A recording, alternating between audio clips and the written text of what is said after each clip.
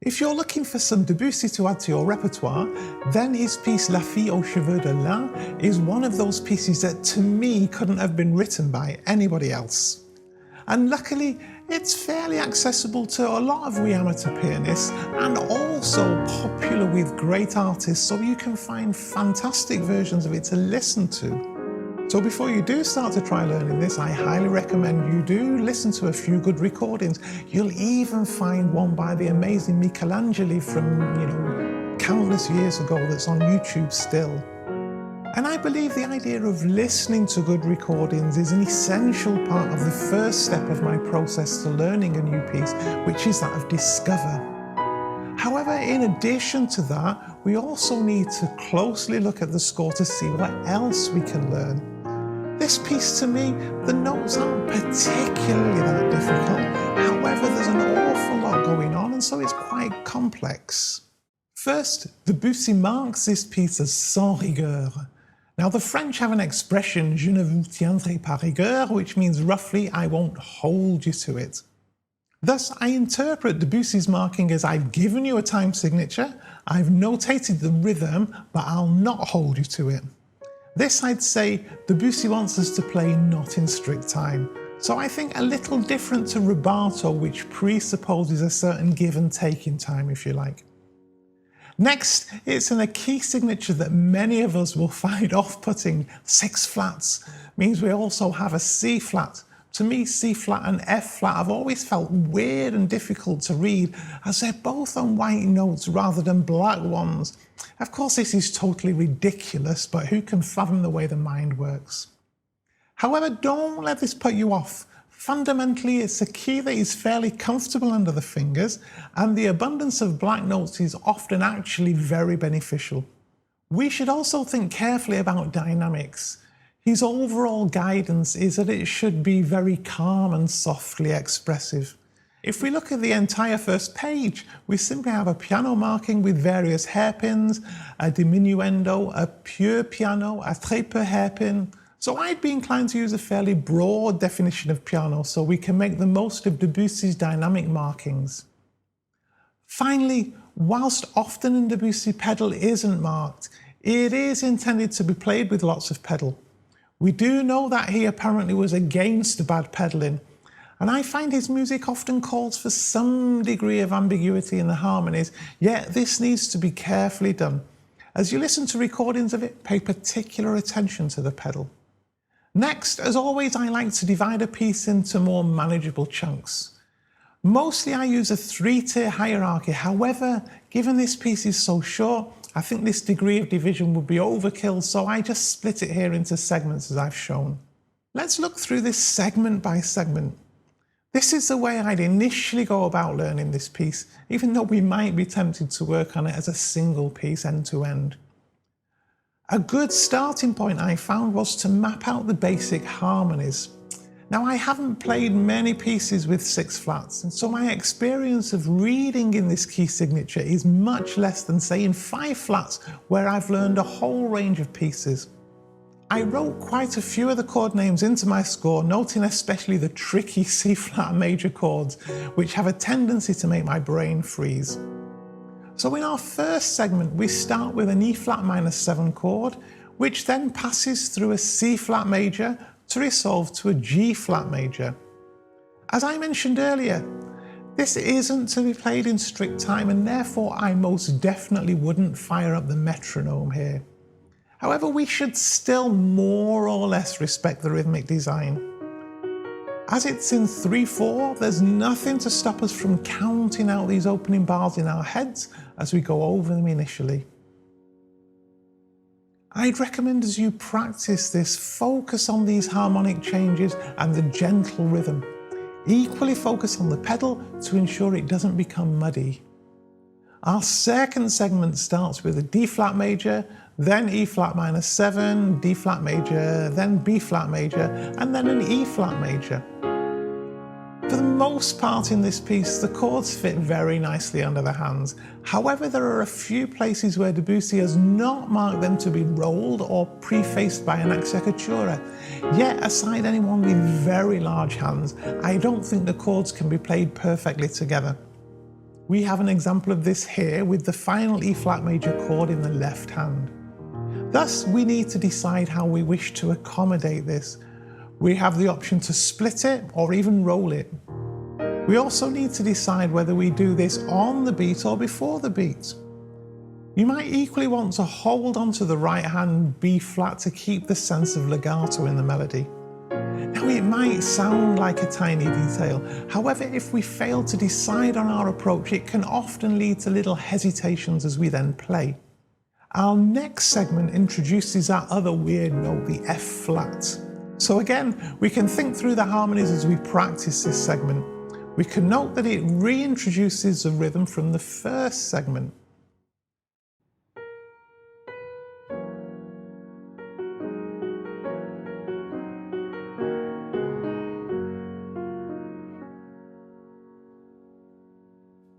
As we come to the following segment, we have a G flat major chord that we need to hold onto with the fingers across various ties. I think this is one of those occasions where simply putting the pedal down would not work, as we'll need to change the pedal as we play what is essentially a G flat major scale split between the hands. I still find it amazing that a composer can use something as simple as a major scale, yet it just doesn't sound like one. This leads us to a D flat 9 over G flat that Debussy wants us to roll. Now, I've purposely overlapped many of these segments as we need to ensure we practice the joins immediately rather than adding them later. Now, for our next segment, I'd pay particular attention to fingering. Spending that little bit more time on fingering up front helps a piece like this, especially where we have internal voices we can bring out as we have here in the right hand. We also need to pay particular attention to pedal, ensuring we hold those tied notes across pedal changes. However, I wouldn't worry about connecting the left hand notes necessarily in the fingers, as the pedal will take care of this for us. Now note here it finishes with an acciaccatura to a C flat major chord. Again, decide where you wish to place this. Lang Lang plays the acciaccatura actually very early, putting a lot of space between it and the chord. You might prefer to make it much shorter. Our next segment brings us through an A flat minor 9 chord, taking us to E flat major, where our next segment starts.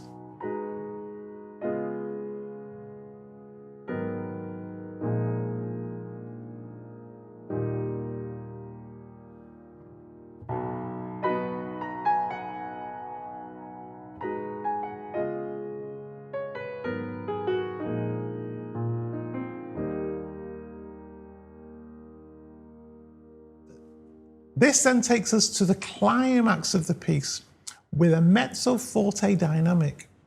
Pay particular attention to the tied notes here. We can see that the B flats, for example, are tied to the point we will change the pedal. So here we must ensure we hold on to them. Again, this is a reason I always prefer to start off with such small units. It encourages us to really focus in on these tiny details rather than discovering them later. Our next segment continues the climax and starts to bring us back down. Again, noting the chord progression will be helpful here. Note Debussy's use of céder, which is give way, followed by mouvement, which is get going again, at the start of the next segment. He marks this as sans lourdeur, which means without heaviness, and at a pianissimo dynamic.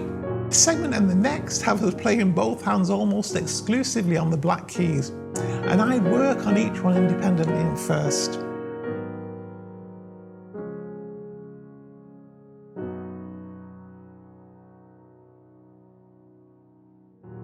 I would initially practice each of these segments by simplifying the right hand so we can omit the middle note of the chord and just play the right hand octaves as we first practice.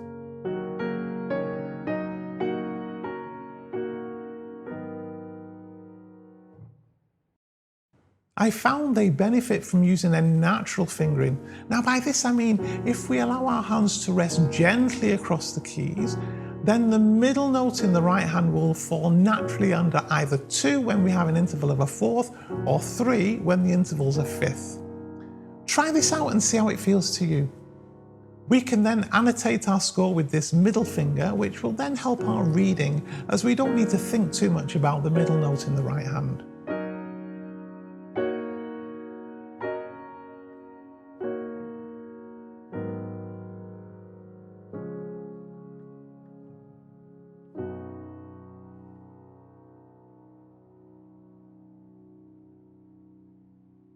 I worked out the left-hand finger in groups of 3 in the first of these segments and groups of 2 in the second of them. Now, I'd recommend learning the first of them thoroughly before looking at the second, given the notes are fairly similar. Debussy then uses his same give way followed by get going idea as we move to the next segment, which brings us back to our initial motif over E flat minor 7, but now an octave higher. If we look at the tied notes, particularly in the bass, this suggests to me that Debussy wants us to use partial pedal. A feature of the pedal is that the bass note can be sustained through a partial pedal while still releasing some of the upper resonance. I wouldn't overly obsess about this if you're on a digital, but if you have an acoustic, then it's definitely worth exploring. We also have another example of a left-hand chord that can't be played together. Here, Debussy has definitely split it into 2, which he didn't earlier in the piece. Therefore, I don't think rolling the chord would be a good option here. Rather, let's just play it in 2 halves.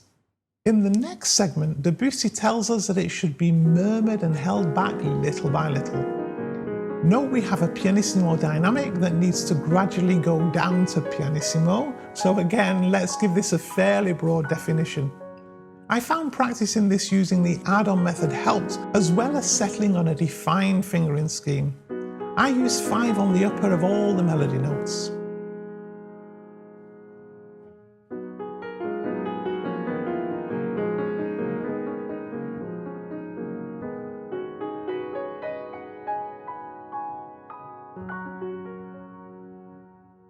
The very ending is quite interesting, where we have chords tied to rests. I do this all in 1 pedal and do not replay any of the tied chords. A helpful thing I found was to sing in my head the opening theme, letting it slow down so that I could then place these arpeggiated octaves in a more musical way. It also helps the timing of releasing the pedal so that we respect those last 2 rests that Debussy has written in. Once you've gone through each segment and worked things out, then start practicing them 2 at a time, then 3 at a time, then 4 at a time. I found that this gradual approach to integrating things ultimately pays dividends, as it allows us to quickly spot any weaknesses and correct them.